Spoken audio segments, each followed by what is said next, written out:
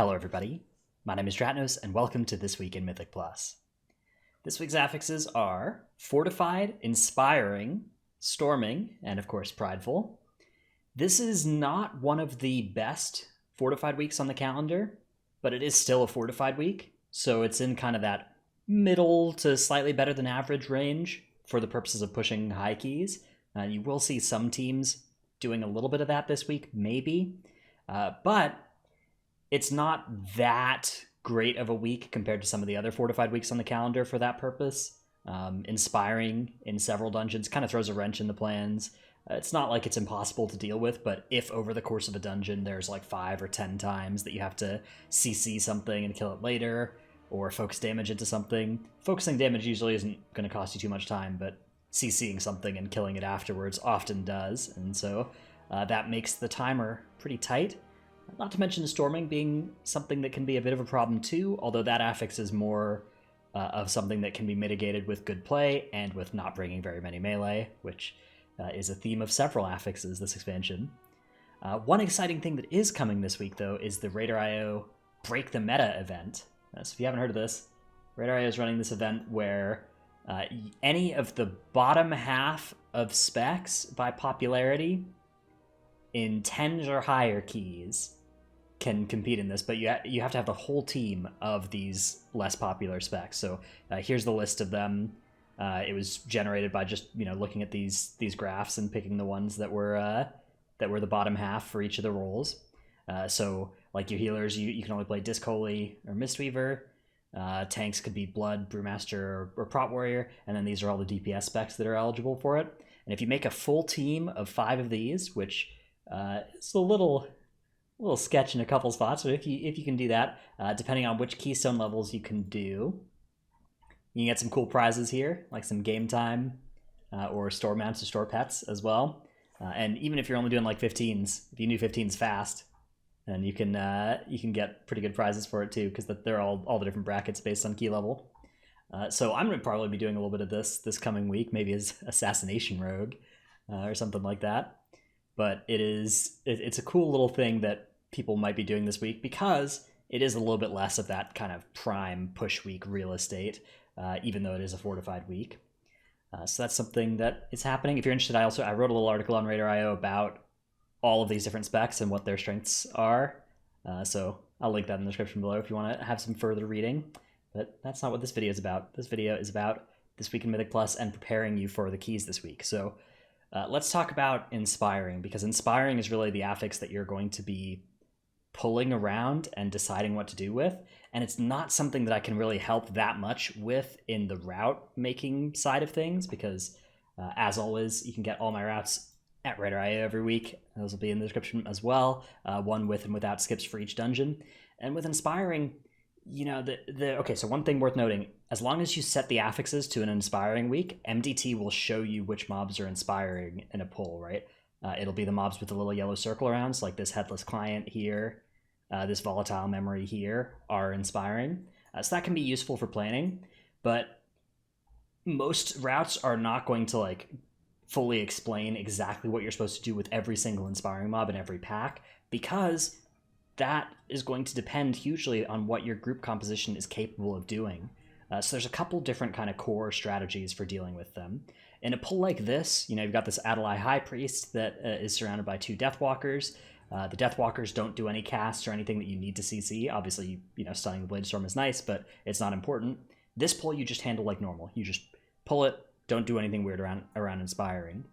This pull, you have an Adelaide or a Hoodoo Hexer that is going to be benefiting from the Inspiring aura of the High Priest, which means you gotta not just let this thing cast its healing waves. The healing wave is a huge heal in a high key. It scales up a bunch. It's actually like 5 times more than the High Priest heal. And so there's a couple different options for how you can deal with this. You could CC the High Priest and just kill the other 3 first. A valid strategy. Or you could try and focus down the High Priest before you get too many important casts from the Hoodoo Hexer. You let the first Hex go through, and then maybe you try and kill before the healing wave comes through.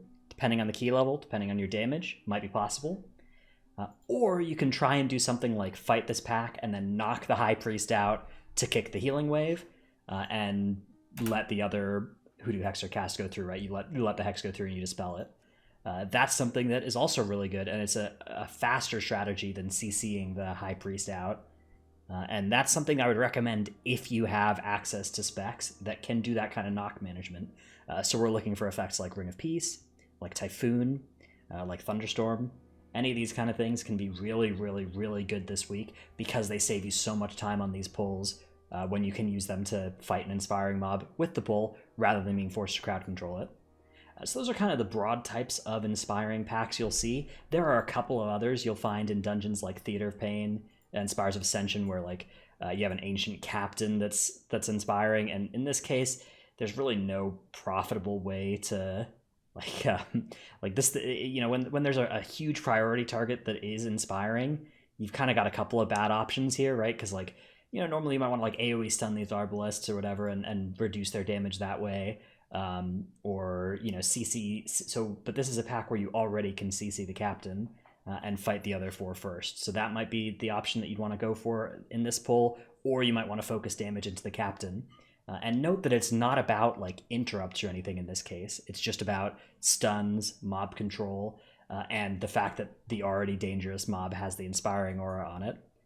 And then there's a couple spots where like CC immune stuff has the inspiring aura. That can also be a pain whenever you see that. It's pretty rare this expansion. I actually can't really think of any off the top of my head where there's a CC immune mob that has inspiring, so maybe it's not even something you have to deal with.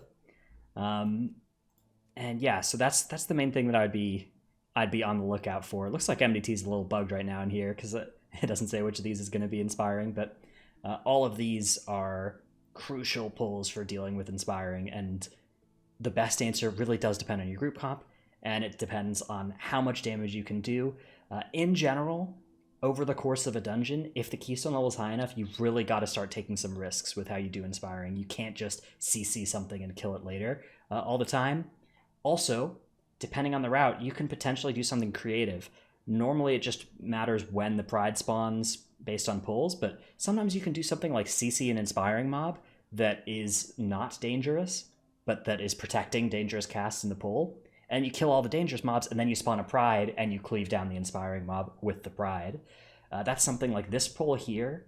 It's kind of natural to do that. We do this even on non-inspiring weeks when this Forsworn Mender is inspiring, because this is something that getting the weapons for the pride and for the boss is pretty nice. And so it's a pretty common strategy, even when there's no inspiring, to CC this thing, kill the others, spawn the 20% pride, and start cleaving down the Mender. But it's especially good this week.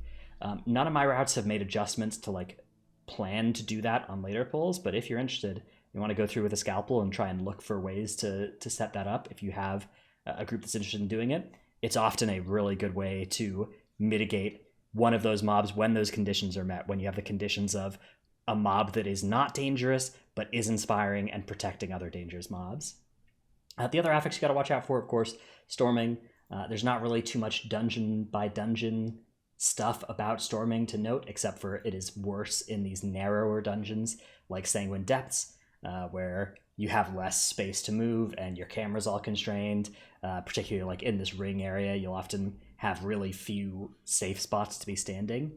So whenever that's the case, you really need to be on the lookout for storming spawning, and if you are a ranged player, just give a nice wide berth to the pull and back off if you need to when you can, so you don't get caught when you can't. Okay, that's my look at the dungeons this week. Again, not going dungeon by dungeon anymore. If you're interested, though, 12 weeks ago, I made a video for this set of affixes where I did go dungeon by dungeon, and you can check that out if you are so inclined. At some point, probably in the next couple weeks, I'm going to stop with this weekly series, because I think we'll probably be getting pretty close to the point where I have actually nothing useful to say. But for now, I've still maybe found something. I don't know. Let me know what you think in the comments below. If you got something useful out of this video, and I'll keep them going for a while longer. Of course, the new patch and the new affix will be out at some point in the next year, hopefully. So we'll get to make a whole new set of videos then. Anyways, hope this helped.